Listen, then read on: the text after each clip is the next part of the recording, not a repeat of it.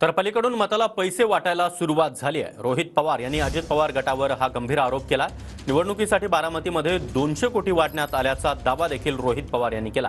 शरद पवार गटाचे आमदार रोहित पवार यांनी अजित पवार गटावर हा गंभीर आरोप केला। 70,000 कोटी वाटले तरी जनता शरद पवारांसोबतच आहे असा दावाही रोहित पवार यांनी केला। मला काही लोकांनी सांगितलं पलीकडनं पैसे वाटायला सुरुवात झाली मताला, एका मताला ते देतात असं आम्हाला कळतंय 2,500 रुपये, काही लोकांना 3,500 रुपये एका मताला, 4,500 रुपये, 5,500 रुपये, म्हणजे पैसे देण्याच्या बाबतीत सुद्धा भेदभाव हे करतात अशी यांची परिस्थिती आहे। म्हणजे हा आकडा काही लोकांनी मला सांगितलं 200 कोटीच्या पुढे चाललाय। किती? अहो तुम्ही 200 कोटी वाटा, 2,000 वाटा, नाही तर जे मोदी साहेबांनी 70,000 कोटी सांगितले ते तुम्ही वाटा, पण आमच्या स्वाभिमानी जनतेला तुम्हाला विकत घेता येणार नाही।